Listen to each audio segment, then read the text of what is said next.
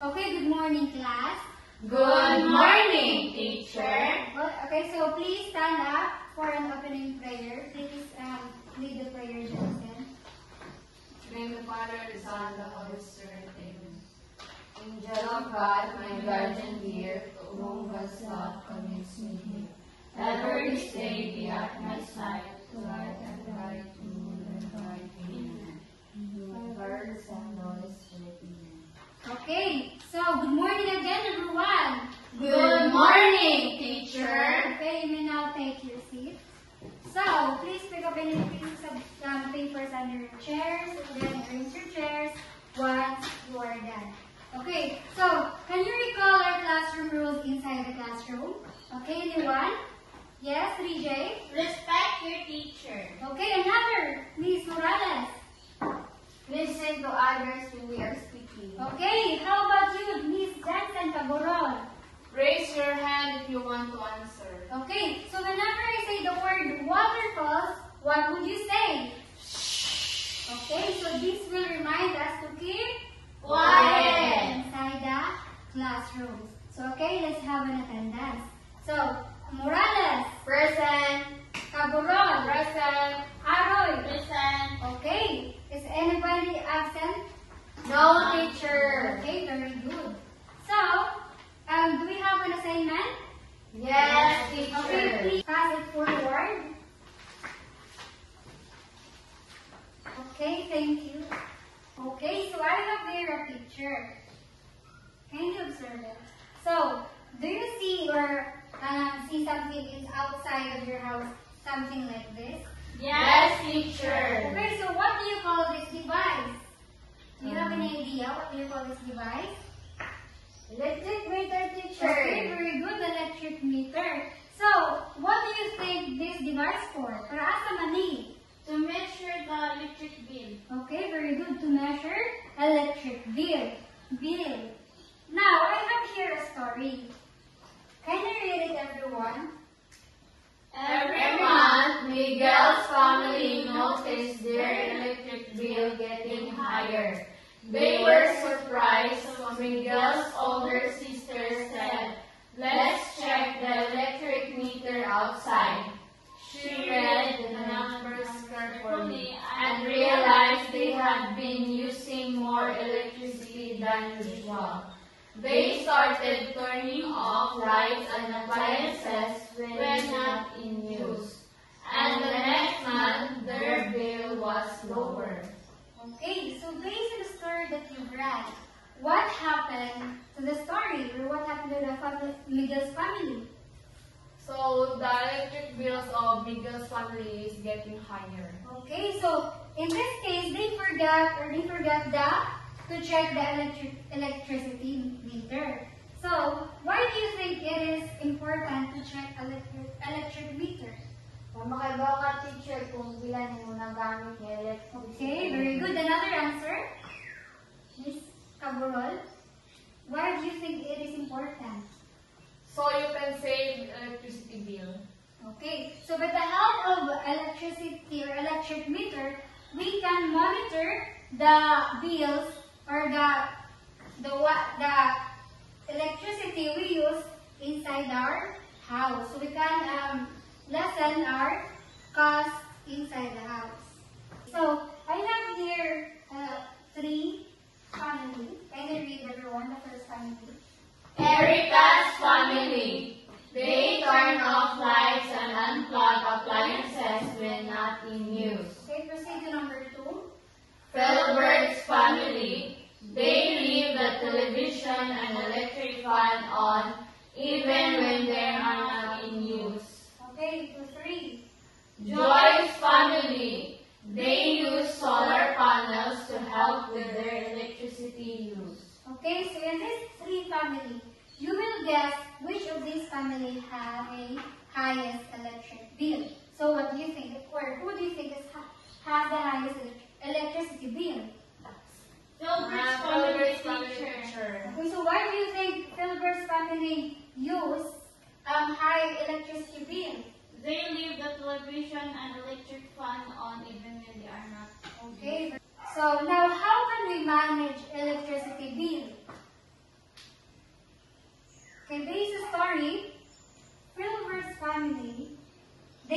the television and electric fan on. So when they are not used, so what do you think, or how can we reduce electricity bill? Yes? Okay. Turn off the appliances when it is not used. Okay, turn off the appliances when it is used. Okay, based on the shared ideas of your classmates, what do you think is our topic for today? Since we're all talking about electric meters, so what do you think is our topic for today? Reading electric meter. Okay, our topic for today is all about reading and interpreting electric meter reading. So, this is our objectives for today. Can you read, everyone? Identify the different components of an electric meter. Read and interpret electric meter readings accurately in a table or chart. And tell the importance of reading and understanding electric meter reading. So again, what do you call this device? Electric meter. Okay, so this device is called electric meter.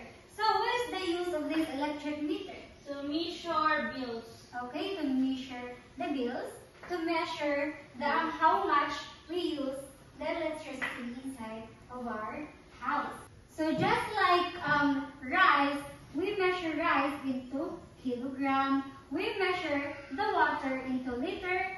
We also measure the gasoline into liter. So in electricity, we measure electricity into kilowatt hour or K W-H. So this is kilowatt hour. Now I have here a model. Of kilowatt. These are just the same, okay? So I have here a model. Now who will come in front and then point it out where is the circle? Small circle. Yes. Yes, Miss Caburon. Hurry up, Miss Caburon.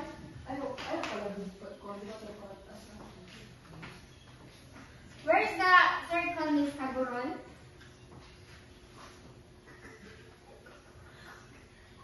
Okay, so can you describe what was being shown in this? It's like a clock. There's a number inside. Okay. There's a number inside. And then, how many circles here? Teacher. Yes, Miss Aroy. Count. 1, 2, 3, 4, 5. Okay, there are 5 circles. So, these circles are called dials. Dials. Yes, these circles are called Dials. dials. Now, what you also observed, or can you also share what else did you observe in these small circles? They have numbers. Okay, they have numbers. Another. And also the arrow pointing to Yes. numbers. There are arrows. Not pointing to numbers. So, the name of the arrows are pointers. Pointing. Okay. Pointers. What do you call this? Pointers. Okay, pointers. So, in pointers, there are different kinds of direction.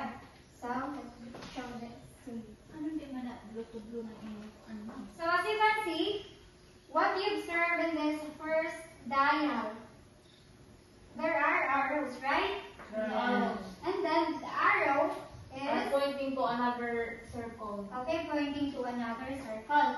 Now, the direction of the arrow is what? Clockwise or? Clockwise. Okay, clockwise. How about the second? Counterclockwise. Counterclockwise. Another, the third. Clockwise. The fourth. Counterclockwise. Last. Clockwise. Okay, so each dial has different direction. So, what do you observe in this picture? The dial A, dial C, and dial E. Dial A has 3 arrows. So, there are 3 arrows.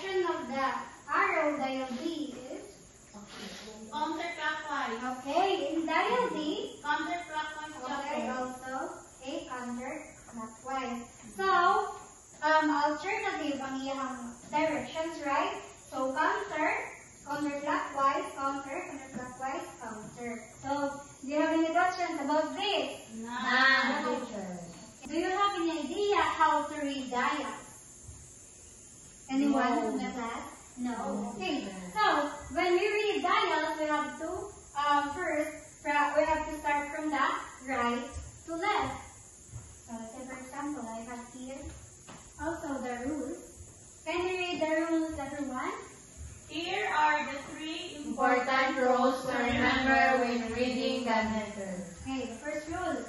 Read the dials from right to left, starting from dial E to dial A. Okay, stop. So as you can see, what's the first rule? You have to read dial D. D.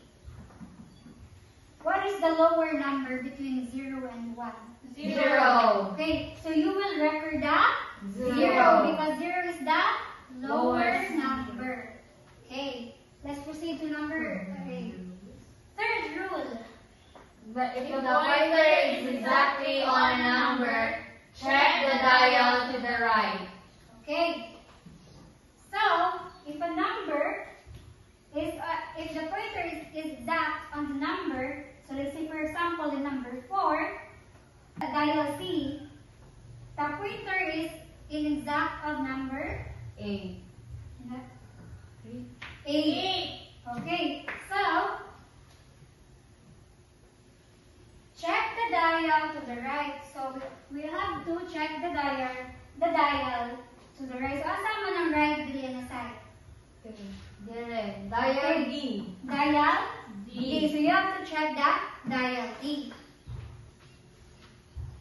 If the dial to the right has passed 0, if the dial to the right has passed 0, use the number the pointer is pointing to. So if ilapas na siya of 0, you have to choose the number pointer is pointing to. Ilapas siya sa 0, wa pa. Dial D. Lapas na. Okay, so yung piliun is 0. 1. again, the dial to the right has passed 0, and ito sa letter D, dial D, nimpas na wa. Okay, pass na.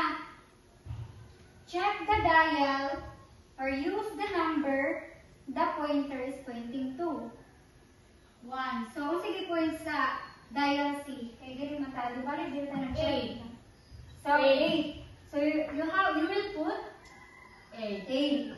Okay. If the dial to the right has not passed 0, use the lower number. So, of course, kung pick ni right, letter D, wala pa rin pass sa 0. So, let's say for example, nakapas dyan diri ang imong piliun diri kay 7. okay, 7. So, is everything clear? Yes, teacher. Okay. So, let's have an activity. So, always observe the direction of each dials or pointers in each dial.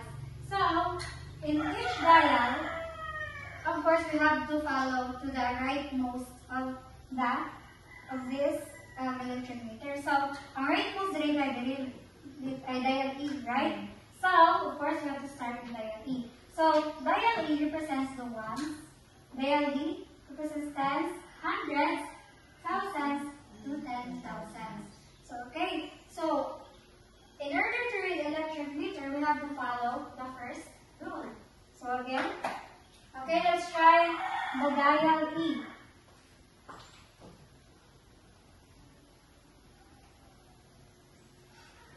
So, let's try the dial E. So, read the dials from right to left. So, of course, we already start from dial E. Second, if the pointer is between two numbers, record the lower number. So, since the pointer is nasa between or nasa middle sa two numbers, what should we record? A lower number. Lowest number. The lowest number. So, what is the lowest number? 3. Okay, so we put 3 in dial E. Nag-guess siya? Yes, Okay, teacher. let's proceed to dial D. So again, we have to read the dials from right to left. And then, what is the pointers pointing? Where is the pointers pointing to? 0. Between 1 and 0. Between 1 and 0. So, what should we put? The lowest 1. number. The lowest 0. number. So, which is 0. And then, just a dial E, right? Yes. Okay, so let's proceed to dial C. So what is the direction of the pointer?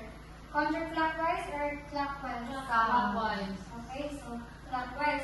So the pointer is pointing to 8. So it says in third rule that if the pointer is exactly in the number, what is the exact number?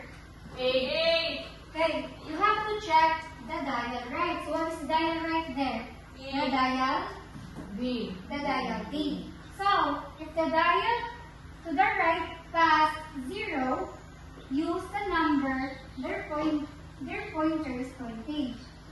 Na-guess? If Yes. the dial is right past, so yung pass na ba si just a 0 or what? Pass na. Yung pass na, kani? Okay, so what should we put there? Here. 8. 8 teacher. So, okay, 8. So why 8 man? Kay kwan na, man nga, if ang right past 0, gamitin na ang number na point mo dyan. Okay, very good. So, the answer is 8. So let's proceed to dial B. What is the direction of the pointer? Counterclockwise. Okay, so what do you think is the answer? 0? 0. Okay, so the answer is 9. Why 9, Miss Aroy? Kay kuan man, pilion man as pinaka-lowest na number o ano sa dahil nakaabot sa 0. Is Miss Aroy correct? No. No. Okay, Jensen, why? It's because kay ang point is nilapas na sa 0. That's why 9 and 8. Okay, very good. So let's proceed to dial A. What is the direction of dial A? Clockwise. Okay, clockwise. So what do you think is the answer? Since the pointer is exact number 4. So check the dial right. Okay, check the dial right. And then, if the dial right past 0, we pass ba sa 0? Pa. Okay, so we use the. Lower So number. what do you think is the lower number? 3. Okay, so 3. So do you have any questions about this? Any clarifications? Not teacher. Okay. So overall, our electric meter reading is 3,900. 39,803. again. 39,803 kilowatt hour. Okay, kilowatt hour. Okay, so let's now proceed. Since you already know how to read meter, let's have an activity. Okay, do you have any volunteer? Number 1. Ako, teacher. Okay, so asa ka mag-start again? Sa Sa right. to left. Okay, Yeah. like that. So, what do you think is the answer here? Teacher. 2 ang answer. Why? Kay between man siya sa 3 o 2. So, pick man ang kuan, lowest number.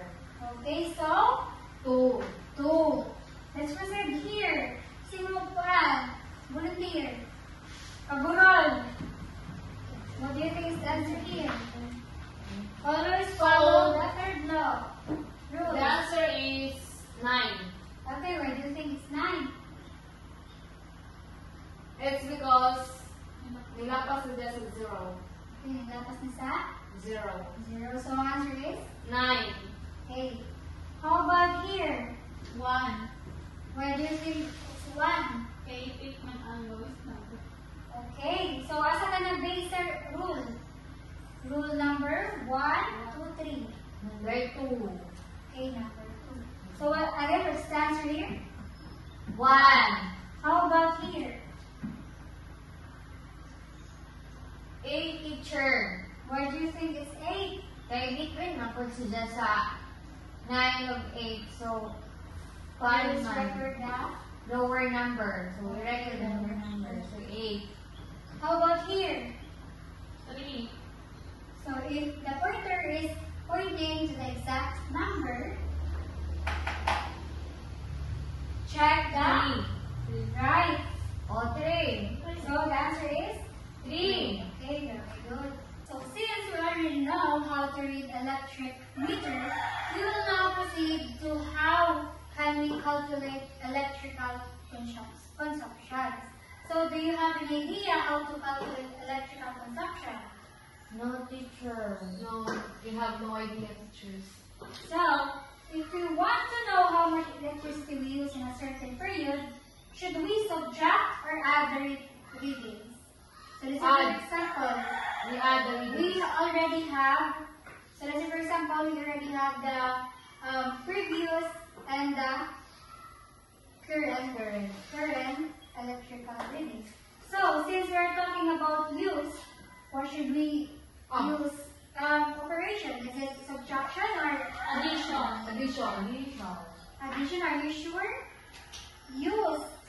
I also subtraction. Ah, So subtraction. when we say use, it talks about Subtraction. subtraction. So okay. So do you have any idea what is the formula of this since we are talking about subtraction? So present. And then ang current, teacher. Okay, so again, present. Present minus current. Okay, so we can write the formula by this. KWH equals, again, what is the first? The previous and the, Present. Present. okay, so we will use the present reading and the previous reading.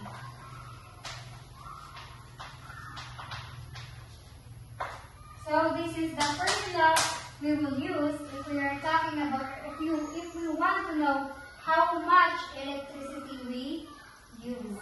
So let's say for example, what if we suppose already know how much electricity we use? We already know that the answer of that, the answer of this formula. So suppose we already know how much electricity we use, and we also know the previous reading. So we know the previous reading, and we also know the electricity we use. So how or what if we want to find the present reading? How do you think we can get that present reading? Should we use subtraction or addition? Since the first one was we already used the subtraction when finding what is used. How about how can we find the present reading? We can use that Addition. addition. So our formula will be KWH equals to previous reading and then the what? The use. The present use. The KHW use.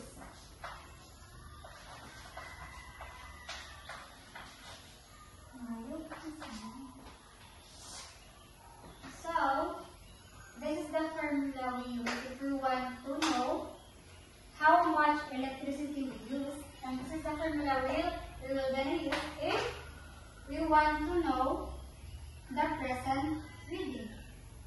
Okay, since you already know what are the formula, so do you have any questions or clarifications regarding of this?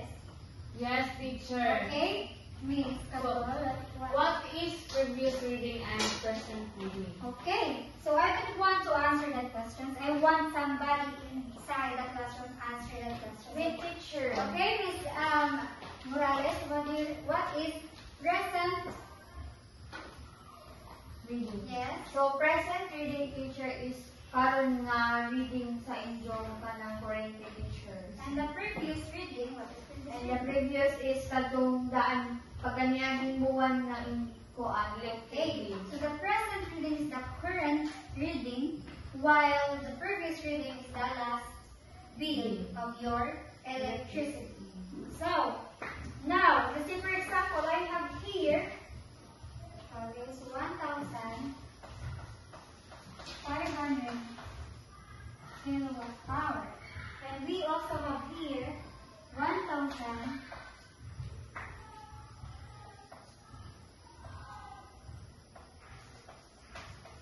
kilowatt hour.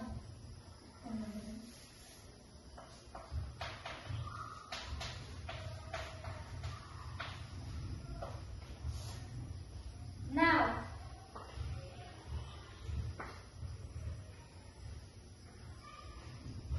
so last month, this is your Previous bill. previous bill. Whereas in the present, this is your bill now. Electric Current bill. electric bill. meter bill. Okay, so what do you think is the answer if you will subtract these two? 1,200 teacher kilowatt hour. 200 kilowatt hour teacher. Okay, so the answer is 200 kilowatt hour. So again, what is that kilowatt, 200 kilowatt hour? The one teacher previous reading. Okay, this is the answer of the present and the previous reading. So it is 200 kilowatt hour. So another example. So suppose your electric bill shows you use 250 kilowatt hour, and you also have 3,400. What do you think is the answer? What is your answer? Teacher. Yes, Miss Ari, can you answer some? 0 minus 0 equals 0. And 0 minus 5 is cannot be. So we're going to borrow the number 4.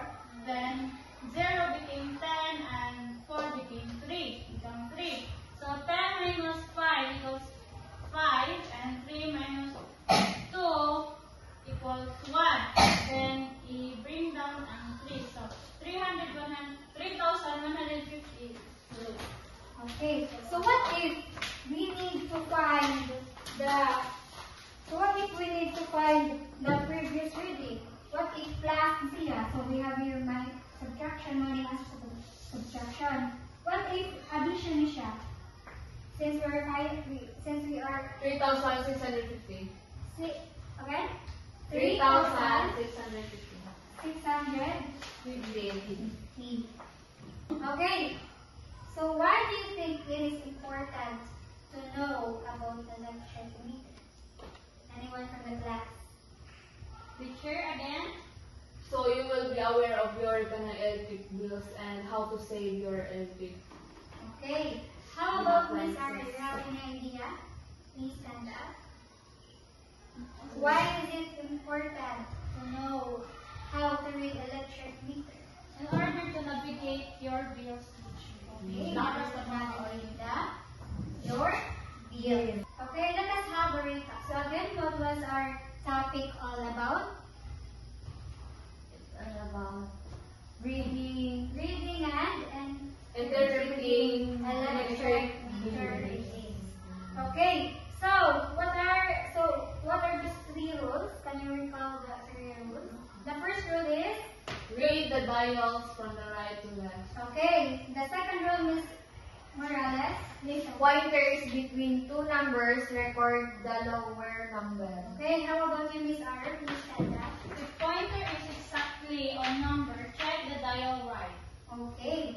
So, why do you think it is important again to read and interpret electric meter readings, especially in daily life? So, why do you think it is important? Yes, Miss Aroy? Like what I said, is to navigate our monthly bills and also dili po ka mailad sa mga online. Okay. Another, Miss Morales, why do you think it is Mahibaw ka teacher, pilay na konsume mo nga electricity ka na nga sana nga buwan. If kanida po, katigo na kamu, mo save sa kuryente sunod buwan. Okay, in order for us to track how much electricity we consumed in that certain period. So another is, it is also very important because of what Ms. Mari mentioned, that some of the electricity reader might get confused or masayok. So that is the importance of interpreting and reading electric meter. Okay, so I have here a group activity. Can you read everyone? 4 or 5 groups. Each group will receive 2 electric meter readings, previous and present. You will Will draw the dials to present both readings, calculate the kilowatt-hour used, interpret what the kilowatt-hour consumption means, Is it high or or low, low? What might have caused it? use a short band paper for your output. Make sure your dials are clear and labeled. So, this is your previous and the present electric meter readings. So, kindly draw as what in this instruction is stated. You will draw the dials to present both readings on your band paper. You will also calculate the kilowatt hour. You will also interpret what kilowatt hour consumption means. Is it mean high ba or mean low? So again, use short band paper for your output. So you may start now.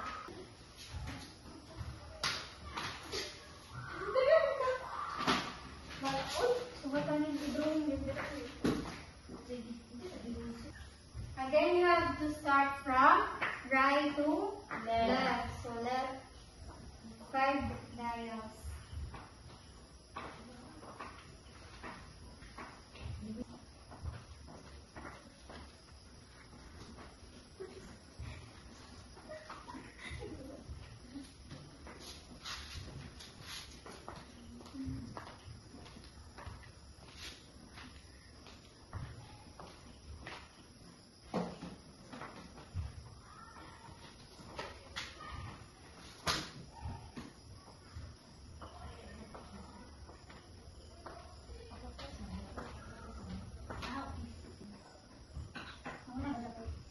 Counter.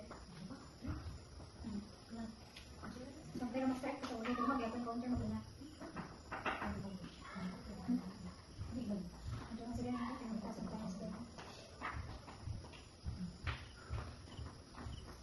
5 minutes left.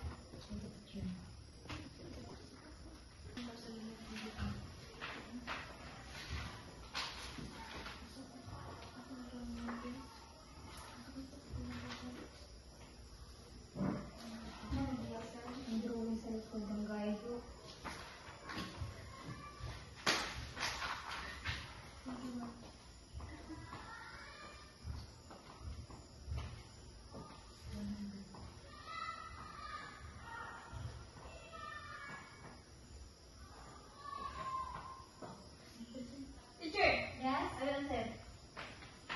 Okay, can you draw your dials to represent both readings? Draw the first dial, or whether how much you like.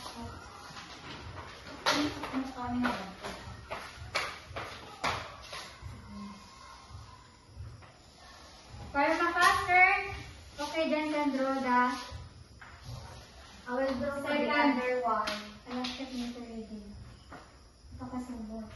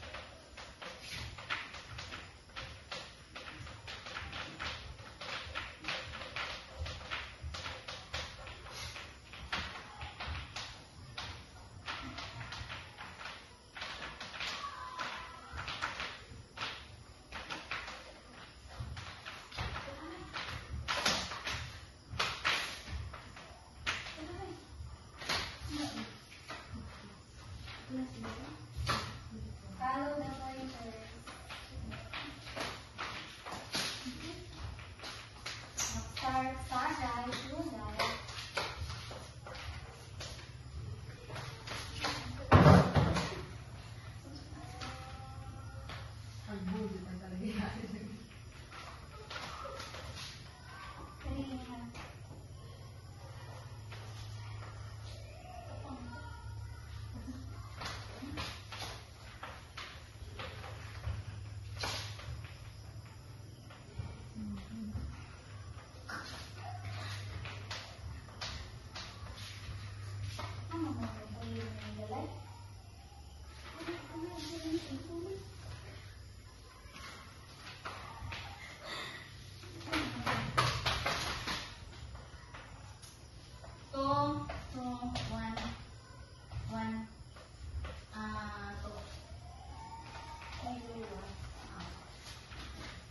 Okay, so you will now interpret what the kilowatt-hour consumption means.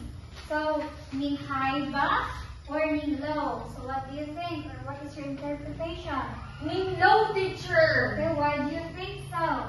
Kay ang previous bill kay 45 kuan man thousand while ang present kay 24,000 kapin unja pag total na kay may 21 sinales jag 3,000 kapin. Okay, so, since we already know, let us have an activity.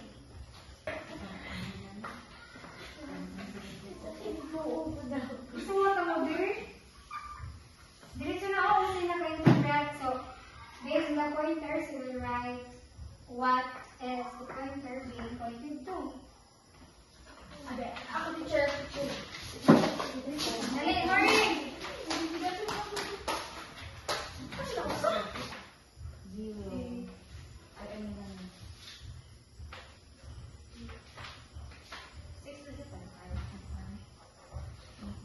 Follow the rule now.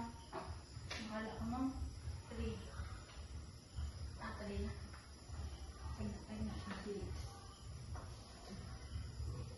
Hello, balik ko. Salam alaikum. Ako sana to salas.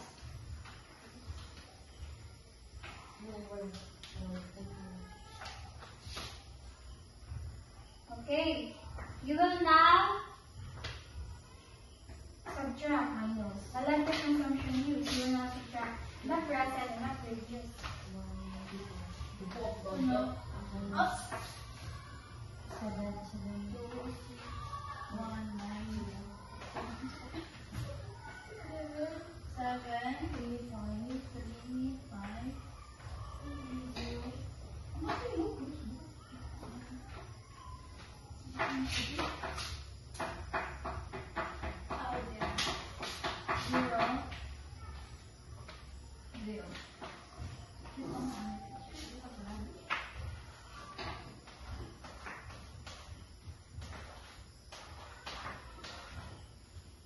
Di man, teacher!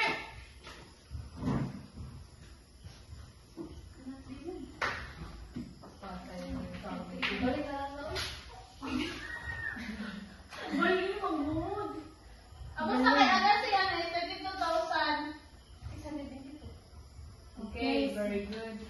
Can you give her a round of applause? So, Bridger and Juliana, answer the Yes! Okay, so we have here the last. Understanding the process. Read the situation below and answer the question that follow. Each question is worth 5 points. Your answer will be scored Based on clarity, accuracy, and explanation. Basis of scoring: 2 points for explanation, 2 points for the output and logic, 1 point for use of term situation. Then check the treatment thereof. The diagram shows 1,113 kilos at the old reading from last month, which is 5,100. Ben wants to find out how much electricity his father used this month. Okay, so Miss will answer the first question. Miss Morales answered the second, and Miss Abu will answer the third question. The first question is, how should Ben read the electric meter step by step? Okay. So how? He looks at the old reading from last month, which is 5,230. Okay, so what should be the right way to read the electric meter? To read the dials from the left, teacher. Then if pointer is between the two numbers, record the lower number. If the order is exactly a number, check the right dial. Mga hindi follow na teacher nga rules. Okay, can you give her a round of applause? Now, Miss Morales, answer number 2. Wow. Answer number 2. So why does Ben need to read the dials from left to right? So from right to left then. Okay. So kuan teacher kanang kuan. If ang pointer is between two numbers, so i-record din siya ang lower number. Okay, so is Miss Morales correct? Yes, teacher. Okay, last. Miss Cabarol. If the pointer is pointing exactly at a number, what should Ben do? So if the pointer is exactly on numbers, check the dial right. If the dial is right past 0, use the number their pointer is pointing. If the dial to the right has not passed 0, use the lower number. Okay, very good. Can I give her a round of applause? Okay, so this is our assignment. Can we get your assignment in here? Read your electric meter in the house, because we all know that natin mga electric meter reading sa balay, natin mga electrical device. So, remember we will bring an old electric bill in Ika tomorrow, and then we will solve it. Okay, so that's all for today. Goodbye and thank you, class. Goodbye.